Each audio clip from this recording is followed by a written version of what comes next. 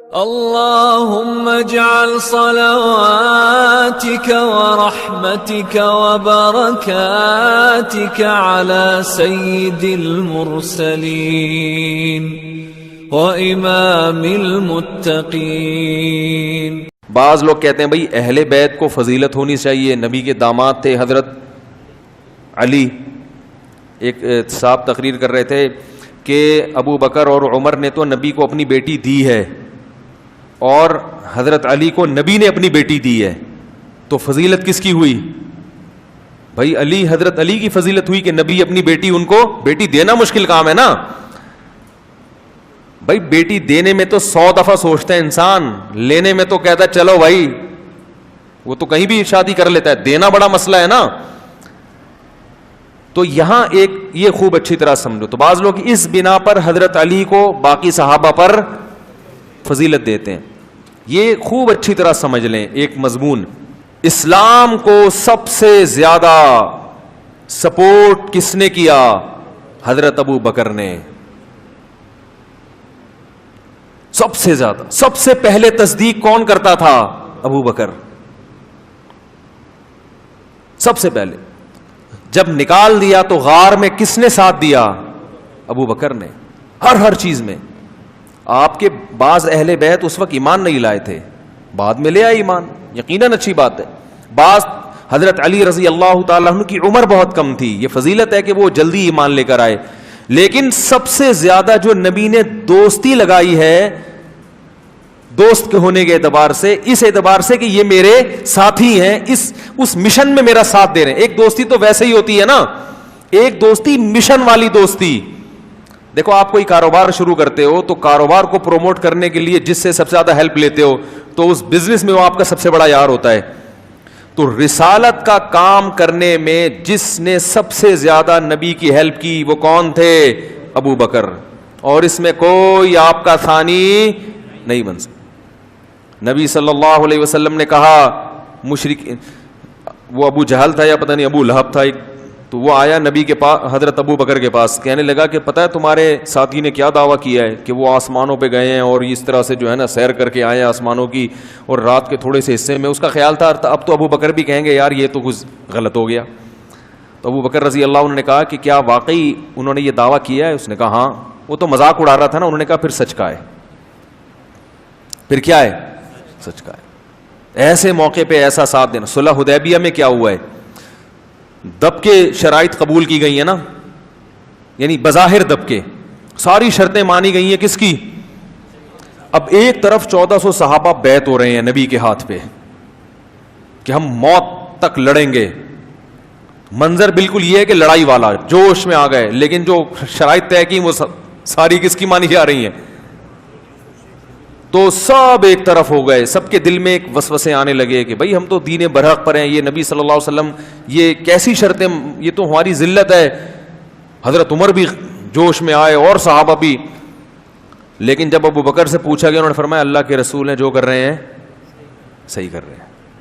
تو ہر موقع پہ کس نے ساتھ دیا؟ سب سے زیادہ. ساتھ تو سب نے دیا لیکن سب سے زیادہ کس نے؟ ابو بکر نے. تو ٹھیک ہے حضرت علی یقیناً ہم ان کی خاک کے برابر بھی نہیں, نبی نے اپنی بیٹی دی, مگر یہ جزوی فضیلت ہے کہ نبی کی رشتہ داری ہو جانا, نبی کا نواسا ہونا, نبی کی اولاد میں ہونا, یہ جزوی فضیلت ہے.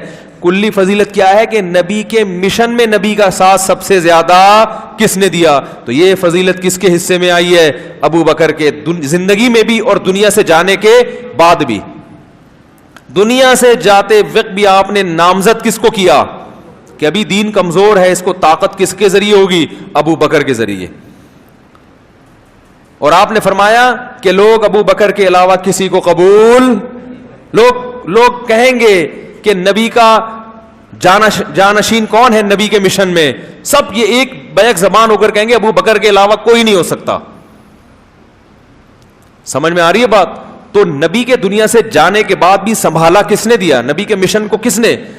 ہمارے نبی کی جو موت تھی وہ اتنا بڑا غم تھا صحابہ کے لیے کہ بہت سے لوگ حواس باختہ ہو گئے تھے.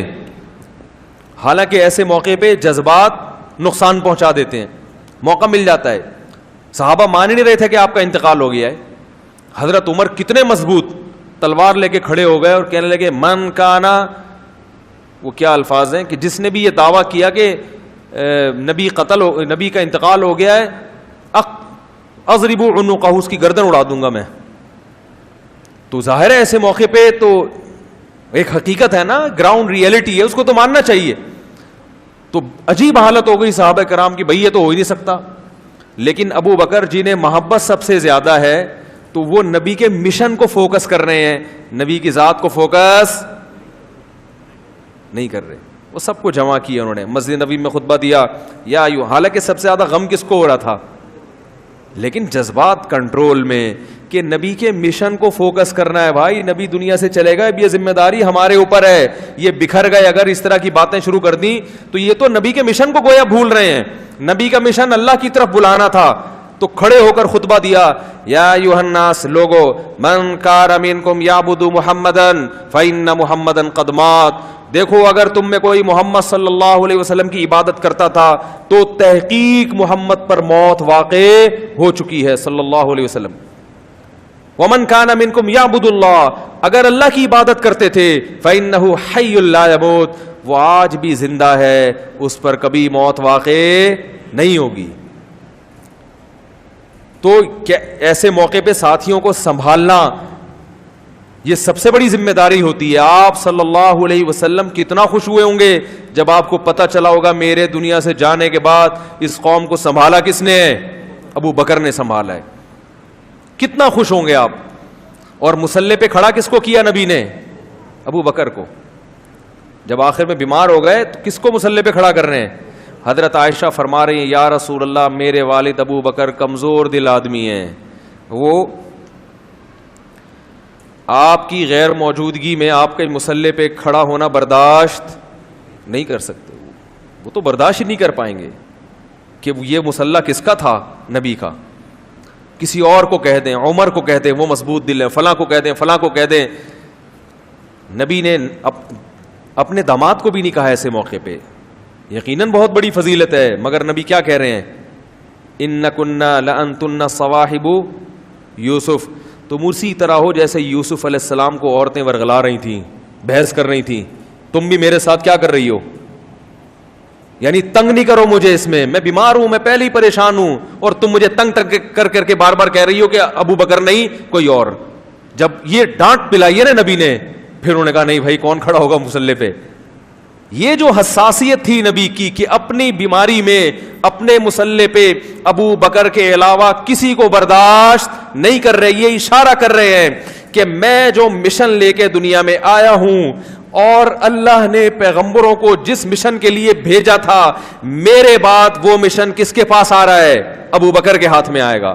مصلی, کیونکہ نبی کے لیے سب سے قیمتی جگہ نبی کا مصلی, تو اس مصلی پہ کون کھڑا ہوگا, ابو بکر. اور ابو بکر کے علاوہ کوئی عذر میں کسی کا بھی قبول کرنے کے لیے تیار نہیں ہوں.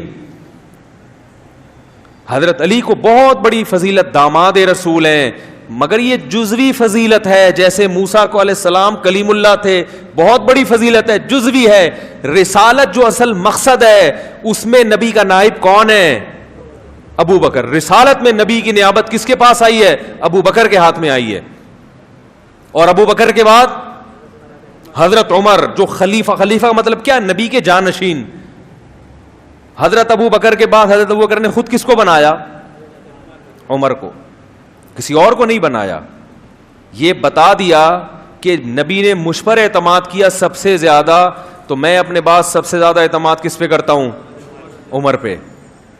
اور پھر ان کے بعد حضرت عثمان کو امت نے منتخب کیا, اور اس وقت کی امت نے جو اس دور کے بلکہ روئے زمین کے اب تک آنے والے انسانوں میں سب سے بہترین لوگ تھے. انہوں نے کہا کہ کس کی سلیکشن ہوگی, نبی کا مشن کون سنبھالے گا, رسالت کا مشن کون سنبھالے گا, عثمان. اور حضرت عثمان کے بعد حضرت علی.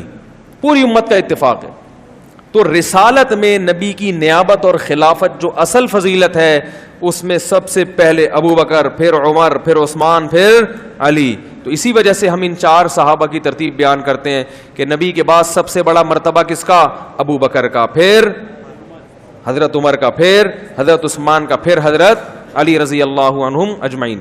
تو وہ داماد رسول ہونا بہت بڑی فضیلت ہے، اس میں کوئی شبہ نہیں ہے، مگر یہ جزوی فضیلت ہے.